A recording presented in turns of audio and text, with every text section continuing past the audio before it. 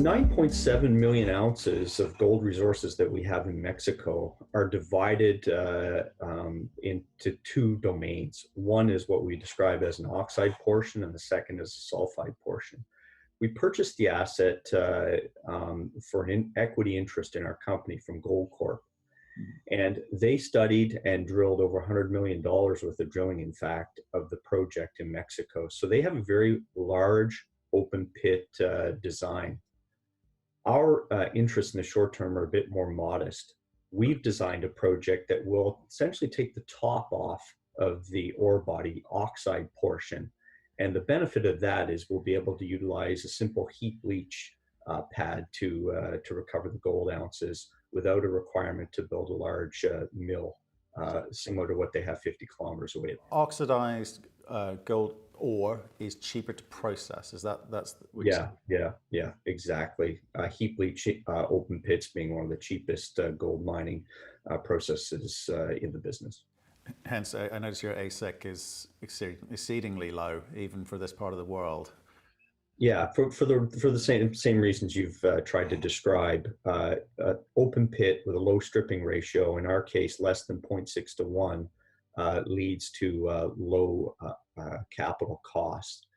There is no real construction. The mining equipment for our project will be contract mined, so that's what results in an cash cost below 500 and an all-in sustaining cost below 600. No tailings dams, no dams to raise, no large rock waste to move.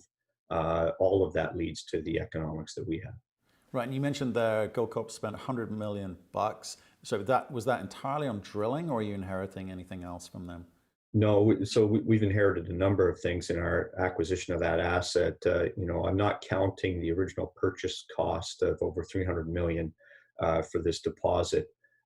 Their interests at the time were a deposit that was of a similar shape and size to their Penasquito deposit, just some 50 kilometers north of us. As they studied it and drilled it over the years, they knew that it was a good deposit, but that it would come in a life cycle after Penasquito.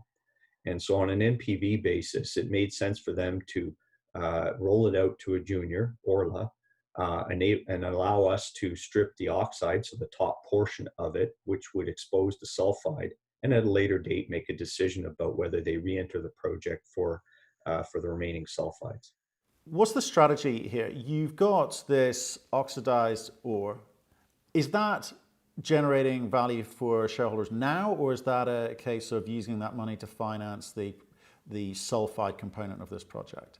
Yeah, at this point, we will continue to study our options with the sulphide portion of the project, but we have no plans to roll the money created from the oxides into that at this stage. The business is intended to produce cash, and we will do so through a combination of oxide assets, if that is the right formula, or potentially the addition of a sulphide asset. I think in the current sequence of our strategy, we would develop the oxide portion in Mexico whilst continuing to study the sulphide portion, but then likely shift to another oxide opportunity that we have in Panama, something that is slightly smaller, but delivers close to 80,000 ounces a year. Again, our interest as a business to produce cash in whatever gold style vehicle that is in. Okay, and what's the? I mean, you've given us a little bit about your background. What's the relevant experience of the management team specifically, but I guess also from the board, who some big names in there, very supportive names in there. Yeah, so let's start with the board of directors. I think that's a good place to start because it is a key distinction for a company our size. The term industry veterans would be an understatement. Our chairman is Chuck Jeunesse, a former Goldcorp CEO.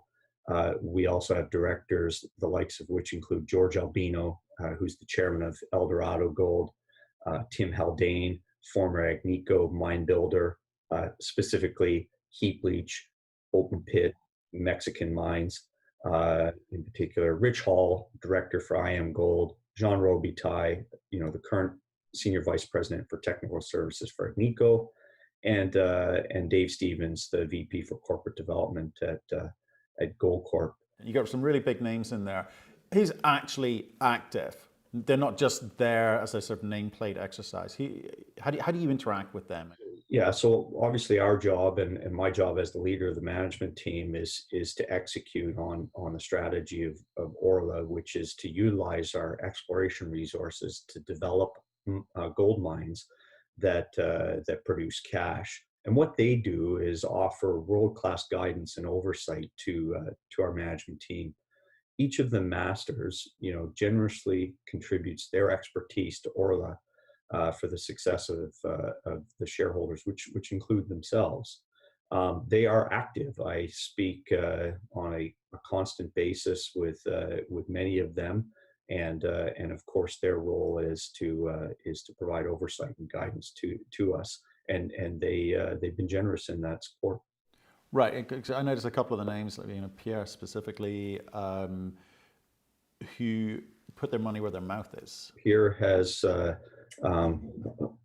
significant personal investment in Orla, which we appreciate, and he, different than the board, as a shareholder, does communicate with us often, and we appreciate his perspective, industry contacts, and frankly, a lot of the attention that Orla has generated is through cornerstone investments by guys like Pierre, his friend Seymour Schulich, but also 20% equity interest by now Newmont, and a 10% equity interest by Agnico.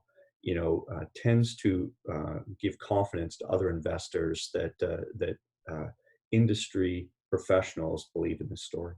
But the Goldcorp component is sort of, it was their asset before. It's option money for them, and you talk about the potentially coming back in at the sulphide stage. Okay, Agnico, have they put cold hard cash in?